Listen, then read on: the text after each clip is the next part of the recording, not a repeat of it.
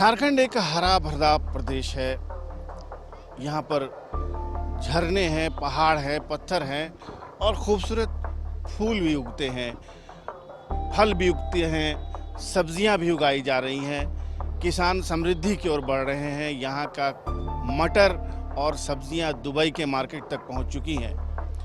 इन सब को शोकेस करने के लिए बिरसा एग्रीकल्चर यूनिवर्सिटी कांके ने एक एग्रोटेक पूर्वी क्षेत्रीय किसान मेला का आयोजन किया है, जिसमें पूर्वोत्तर के 4 पड़ोसी राज्य हिस्सा ले रहे हैं और शुरुआत हम फूलों से कर रहे हैं। देखिए झारखंड में पॉली हाउस में कितने खूबसूरत फूल उगाए जा रहे हैं और ये फूल पहले पश्चिम बंगाल से मंगाए जाते थे, लेकिन अब ये हमारे अपने खेतों में उग रहे हैं।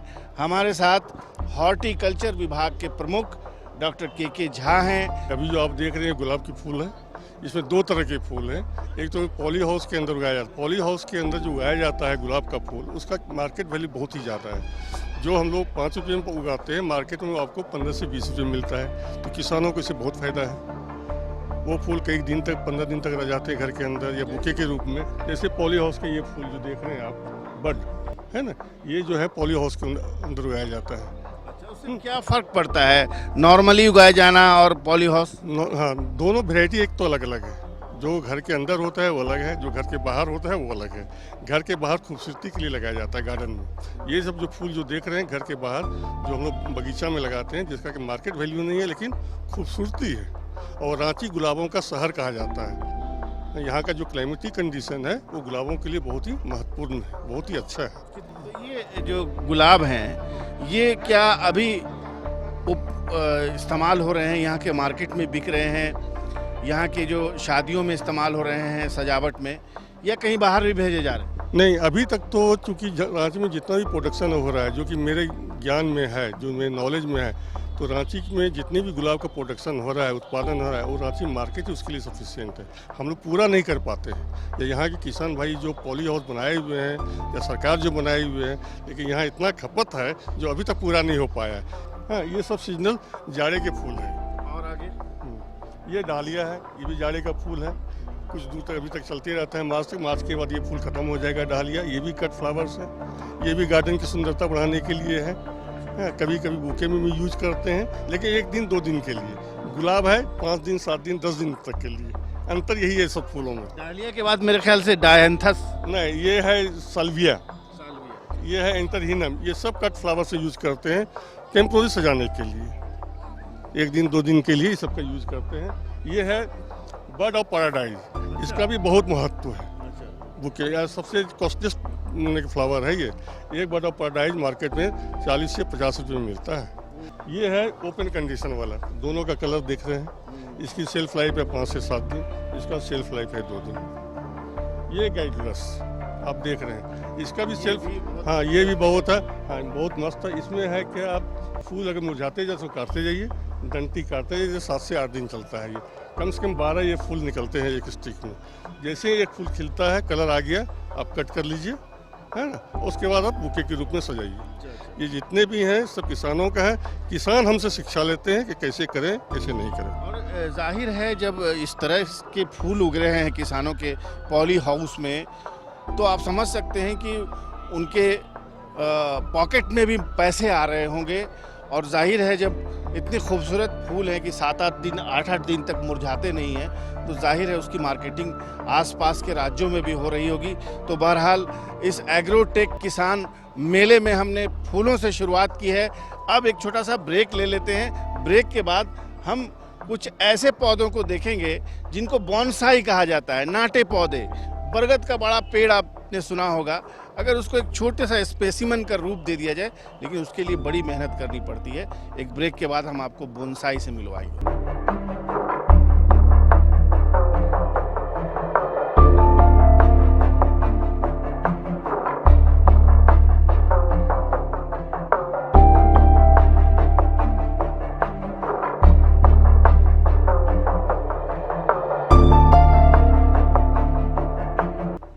ब्रेक के बाद एक बार आपका फिर स्वागत है। हम मौजूद हैं किसान मेला 2021 में, जो BAU में लगा है। फूलों की बात हम कर रहे थे ब्रेक के पहले। और अब हम बोनसाई की बात करेंगे। बोनसाई बहुत पॉपुलर गार्डन फैक्टर है और इसके बिना गार्डन बिल्कुल अधूरा होता है। जो लोग बागबानी और फूलों में इंटरेस्ट लेते हैं उनको बोनसाई बहुत पसंद आता है। देखें, एक कंप्लीट पेड़ होता है, फाइकस प्रजाति का और उस ग्रुप का ये तमाम पेड़ है। आप देखें ये पूरा का पूरा पेड़ छोटे साइज में कैसे संरक्षित किया जाता है, उग जाता है। ये आप एक एक करके देख सकते हैं। 5-7 स्पेसिमेन यहाँ पर मौजूद है जो बहुत ही खूबसूरती से यहाँ पे उगाया गया और बहुत महंगा बिकता है। अगर आप एक व्यावसायिक दृष्टि से देखें तो बोनसाई अगर काम करते हैं, बोनसाई आप उगाते हैं, पैदा करते हैं, तो मुझे लगता है कि आप साल भर में 4-5 लाख रुपए आराम से कमा सकते हैं। झा साहब, बोनसाई के बारे में बताइए। बोनसाई क्या है? बड़े प्रजाति के पौधों को छोटे रूप में आकार देना।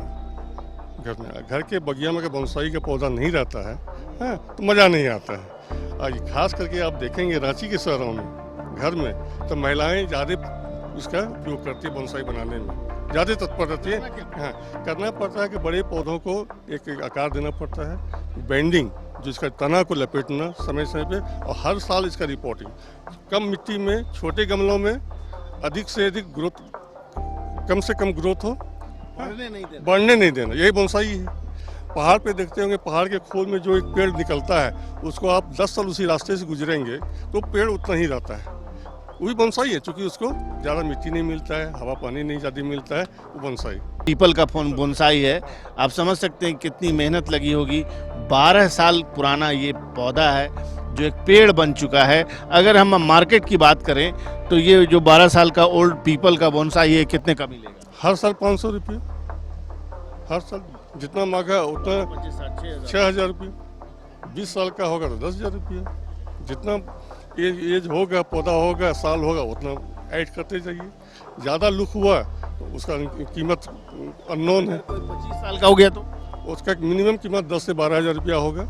लेकिन पौधे के ऊपर डिपेंड करता है, पौधा का लुक अच्छा है तो कुछ भी हो सकता है। बहुत पैदावार हो रही है, खास करके एक तकनीक से ज़मीन में प्लास्टिक से उसको ढक करके किसान स्ट्रॉबेरी उगा रहे हैं। और एक जो स्ट्रॉबेरी है, वैसे तो हम लोगों ने पहले सिर्फ नाम सुना था, विदेशों का ये फल है, लेकिन ये फल अब झारखंड में भी उगने लगा है। गौर से देखें, ये बहुत ही इसके कल्टीवेशन का चलन है और लोग इसको उगा रहे हैं और बहुत इसकी अच्छी कीमत बाज़ार में मिल रही है। झा साहब, स्ट्रॉबेरी की जो कल्टीवेशन हो रही है ये कहाँ हो रही है? झारखंड। झारखंड में स्ट्रॉबेरी खेती आज से 8 साल पुराना खेती है यहाँ की। यहाँ जो खेती रही ये सबसे पहले स्टार्ट हुआ था गढ़वा डिस्ट्रिक्ट में, पलामू गढ़वा डिस्ट्रिक्ट में। 1 एकड़ से एक किसान ने किया था।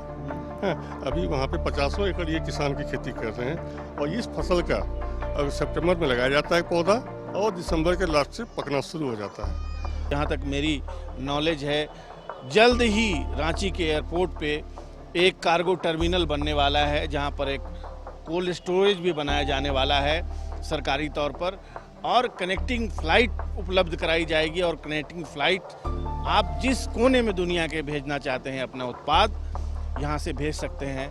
ऑनलाइन उसकी बुकिंग भी करा सकते हैं। तो अब हम पहुँच गए हैं सब्जियों के सेगमेंट में।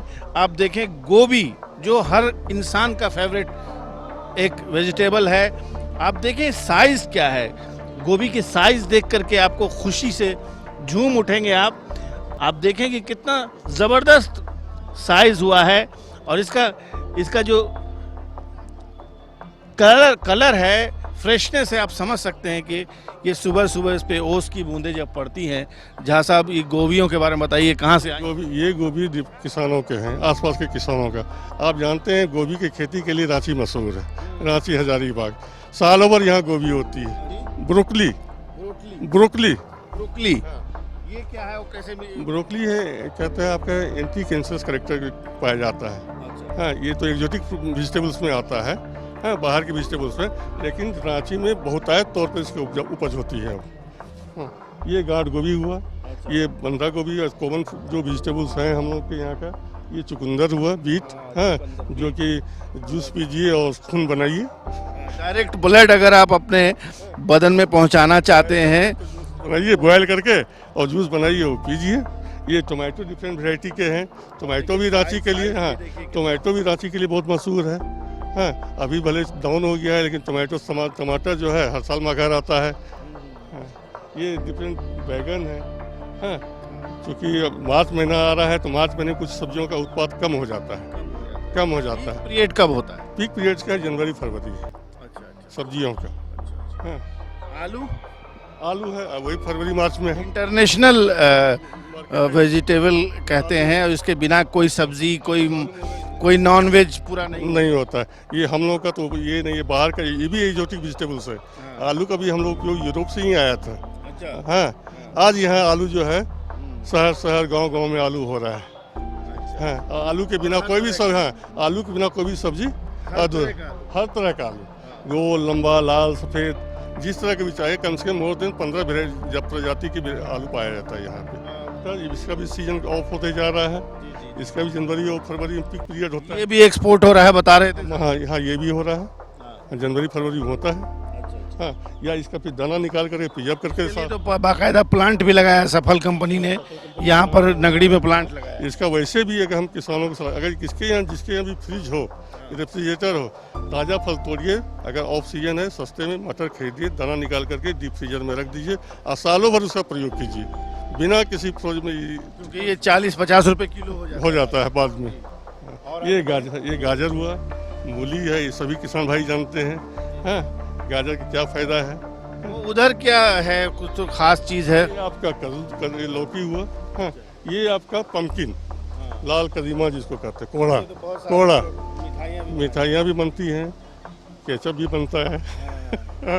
और मुरब्बा के लिए और बड़ी के लिए ज़्यादा फेमस है। हाँ, मुरब्बा और बड़ी, यही दो ज़्यादा उपयोग होता है इसका। ये वो गजेंद्र ओल अचार के लिए, खाने के लिए। हाँ, और किसानों को फायदेमंद बहुत है ये। हाँ, अगर 1 किलो का वो लगाते हैं। शकरकंद और बहुत सारे वो सारे जमीन के अंदर पाए जाते हैं। ये जितने भी हैं सब जमीन के अंदर पाने वाले हैं। और डायबिटीज वाले लोगों के लिए मना है। हाँ, जमीन के अंदर तो डायबिटीज वाले को मना है, क्योंकि इसमें कार्बोहाइड्रेट ज़्यादा होता है। जहाँ कार्बोहाइड्रेट होगा वहाँ आपका। ये भी एक बहुत ही पॉपुलर सब्जी है, अरवी। हाँ, डायस्कोरिया की भी है ना। ये जितने भी जो पालक हो गए आपके, सब्जी खाया जाता है। चलिए झा साहब, ये पपीता भी बहुत पॉपुलर है यहाँ झारखंड में। पपीता तो मेन पॉपुलर है सिमडेगा बानो का। और वेस्ट सिंहभूम का, चाईबासा का, जहाँ की ट्रेडिशनली पपीता किया जाता था। हाँ, अब तो पपीता के बहुत से हाइब्रिड आ गए हैं जो कि हर जगह हो रहे हैं। रांची में, सिमडेगा, हर जगह का पपीता अच्छा नहीं है, क्योंकि वो हाइब्रिड है। और हाइब्रिड में उतनी मतलब क्या खासियत नहीं है जो कि ट्रेडिशनल वैरायटी पपीता का है। ये जो देख रहे हैं आप सब गाछ का हाइब्रिड लोकल है। इसमें हाइब्रिड नहीं है, बहुत कम है। ये टिश्यू कल्चर केला है, जिसमें केले की तमाम वैरायटी यहाँ पर मौजूद है जो बाजार में उपलब्ध है। कटहल, ये भी झारखंड का बहुत ही फेवरेट सब्जी है। इसके पकाते हैं आदिवासी लोग और इसको खाते हैं पकने के बाद। मीठा होता है, बहुत खुशबूदार होता है। और ये अनार भी अब यहाँ पे उगाए जाने लगे हैं। और ये अमरूद है, ये भी बहुत ही पॉपुलरली यहाँ पर इसकी कल्टीवेशन लोग कर रहे हैं और ये बहुत महंगा बिकता है। ये ट्रेडिशनल यहाँ का फूड क्रॉप है बैर। आप देख सकते हैं झारखंड में जंगल में बैर पैदा होता है, और जब आप जंगली इलाकों में सफ़र करेंगे तो किनारे सड़कों के लोग बैठ करके बैर बेचते हैं। ये आप चीकू, सपाटू जो भी कह सकते हैं वो है। इमली है। ये अगर बहुत ही दिलचस्प चीज़ है, अगर किसी शहनाई वादक के सामने इसको दिखा दें तो शहनाई वादन रोक देगा, वो उसके मुंह में पानी आ जाएगा। ये बहुत ही पॉपुलर है महिलाओं में, और इमली लोग खाती हैं, चटनी भी इस्तेमाल करती है। ये अदरक हुआ जो रांची में, इसकी बहुत खेती होती है, किसानों को बहुत फायदा हो रहा है इससे। हाँ, लोग जम के खेती करते हैं मसाले में। हाँ, मशरूम नाम की एक चीज़ आपने सुनी होगी जो बहुत पॉपुलर है, क्योंकि प्रधानमंत्री मोदी मशरूम की रोटी खाते हैं, जो जापान से शायद मंगाया जाता है। लेकिन यहाँ भी अब ये बहुत प्रचुर मात्रा में इसका खेती हो रही है, और ये बहुत ही महंगी सब्ज़ी है। ये आप अगर किसी रेस्टोरेंट में जाके देखें तो मेन्यू में मशरूम की सब्ज़ी ज़रूर रहती है। और अब देखें ये BAU में भी इसका पूरा का पूरा डिपार्टमेंट है। और इस 3 तरह की सब्जी मशरूम उगाया जाता है, बटन मशरूम, ऑयस्टर, ये छाता वाला देखते हैं, एक पिंक मशरूम, तीनों मशरूम यहाँ पे मेरे यहाँ प्रोडक्शन। कीमत एक का है 200 रुपये किलो, एक 250 रुपये किलो, एक 300 रुपये किलो। हम कांके कदमा से आए हैं। हाँ। बताइए क्या क्या पैदा करते हैं? हम तो बहुत सारा सामान लाए हैं, अभी भी लाए हुए हैं। देखिए पड़ा, लहसुन लाए हैं, प्याज लाए हैं, ये सब चीज़ लाए हुए हैं। सब आप उगाते हैं? हाँ उगाते हैं। फूल गोभी वगैरह जितना लोग हैं सबको सुबह में भी देखते होंगे बराबर, है ना। आलू, मटर, टमाटर, मिर्ची, गेहूँ,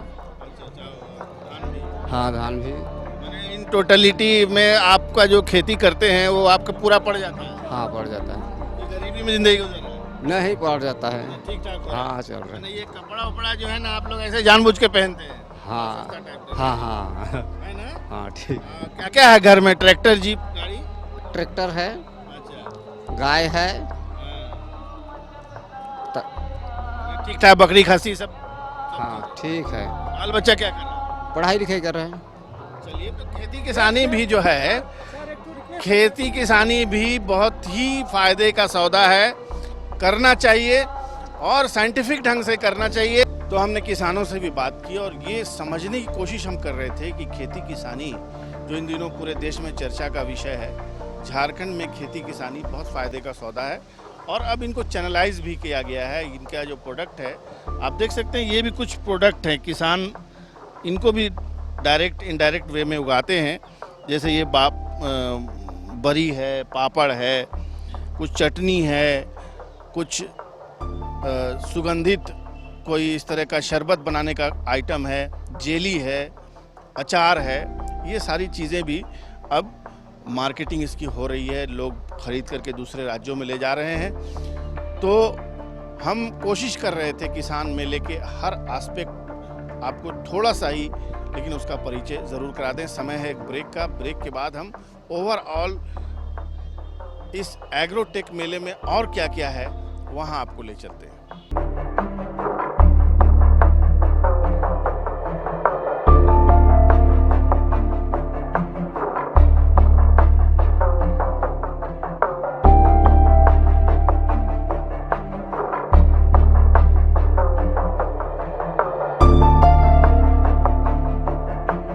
तो किसान मेले में एग्रीकल्चर इंजीनियरिंग का बड़ा दखल होता है। नए नए इक्विपमेंट बनाए जाते हैं जो किसान उसका इस्तेमाल करते हैं, कैसे करते हैं, क्या करते हैं।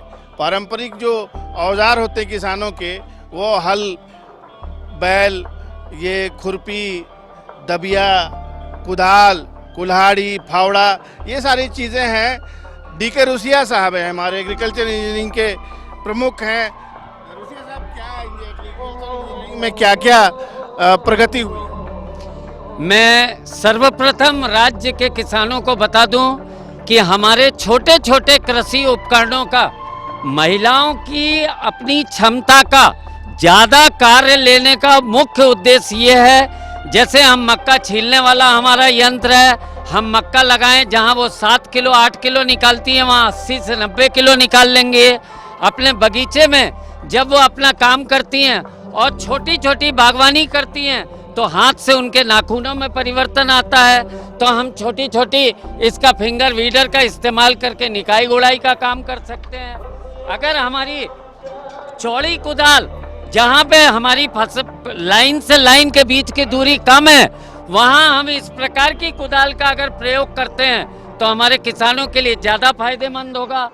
नंबर 3 चीज़, जब हम देखते हैं कि हमारे किसानों को ऐसा लगता है कि हम उसको महिलाओं के द्वारा प्रयोग कराएं, तो हम महिलाओं के द्वारा इसको मिट्टी चढ़ाने में, प्लेन करने में, हम नाली कोड़ने में, हम मेड़ उठाने के लिए और झाड़ से डाली काटना हो, इसके लिए भी प्रयोग करते हैं। वो एक काला सा कुछ, ये हमारा ये 0 टिल ड्रिल है, जिसमें हम बीज को और खाद को अपने आप एक नाली बनाता है और सीधे गिराता चला जाता है कतार में। इससे मजदूरों की संख्या बहुत कम हो जाती है और लागत हमारी कम हो जाती है खेती में। यह एक महत्वपूर्ण उपकरण है जिसको हम अपने किसानों को विशेष तौर पर देते हैं कि हमारी निकाई गुड़ाई के लिए घास के सिक्कड़ जमीन के 8 इंच नीचे तक दबे होते हैं, उनको वो आसानी से निकाल देता है। यह एक औजार जिसको हमारी महिलाएं गाड़ी के साथ चलाती हैं, जिसमें नाली के साथ साथ खरपतवार भी दूर होती है और इस तरफ से और इस तरफ से पौधों के ऊपर मिट्टी भी दोनों तरफ ऐसे चढ़ती चली जाती है। एक दिन में एक महिला 25 डेसिमल से 40 डेसिमल तक इसको कवर कर लेती है, जो कि 60 और 70 महिलाओं से भी यह काम नहीं होगा।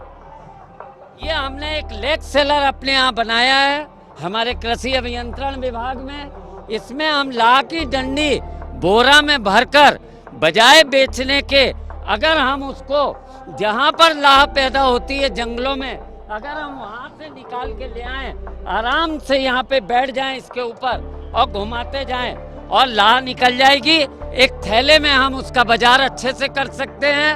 अगर आपको लाह का बाजार में मूल्य मिले तो आप बेचिए, और नहीं तो जब मूल्य मिले तब ले जाइए। यह हम मड़ुआ झारखंड का हमारा बहुत ही प्रसिद्ध अनाज है, खास करके ग्रामीण क्षेत्रों में बहुत ही लाभकारी चीज़ है। हमारे मड़ुआ के थ्रेसर से हम आपको बता दें 100% दाना निकल जाता है, जिसको 50 मजदूर भी मिलके ताकत लगा के दाना को साफ सुथरा नहीं निकाल पाते हैं। और पूरे विश्व की मांग आज मड़ुआ की बढ़ती चली जा रही है, जिसके लिए गांव में या कम से कम एक पंचायत लेवल पे एक मड़ुआ मशीन का होना, थ्रेसर मशीन का आवश्यक प्रतीत होता है। हमने ये हमारे यहाँ बहुत ज़्यादा लहसुन लोग लगाते हैं। अब एक एक लहसुन करके लगाना बहुत मेहनत का काम होता है। हमने एक प्लांटर बनाया, जिस प्लांटर की मदद से हम लहसुन को कतार में लगाते हैं। इससे लागत में कमी आती है, इसका मतलब हमारा मुनाफा बढ़ रहा है। आइए ये हम अब बात करेंगे थोड़ा महिलाओं के लिए कि जलावन के लिए ईंधन की कमी होती चली जा रही है। प्रतिदिन हमारे किसान सवेरे उठकर एक ही चीज़ सोचते हैं कि हम कम ईंधन में ज़्यादा अन्न कैसे पका लें। यह उन्नत चूल्हा, हमारा नवीन चूल्हा, उन्नत चूल्हा, इसको देखा जाए तो इसमें इतना बढ़िया, एक बार जला देने के बाद 6 से 8 घंटे तक इसमें काफ़ी गर्मी रहती है और कम ईंधन में हमारा अत्यधिक मात्रा में हो जाता है काम और बहुत शीघ्र हमारा अनाज पक जाता है। चलिए, तो ये थे पीके रुसिया साहब, जो एग्रीकल्चर इंजीनियरिंग विभाग BAU के प्रमुख हैं और बहुत एक्सपर्ट हैं, बहुत सारी मशीनों के आविष्कारक हैं। उन्होंने हमें दिखाया कि किस तरह से खेती किसानी को आसान बनाने के लिए, लागत को कम करने के लिए बहुत सारे औजार इस्तेमाल किए जा रहे हैं। तो ये किसान मेला किसानों की भलाई के लिए किसानों द्वारा क्या क्या गतिविधियां की जा रही हैं झारखंड में, इन सब को दर्शाने के लिए लगाया गया था। उम्मीद है पसंद आया होगा आपको। फिलहाल अपने कैमरामैन सहयोगी अरविंद के साथ बैक टू द स्टूडियो।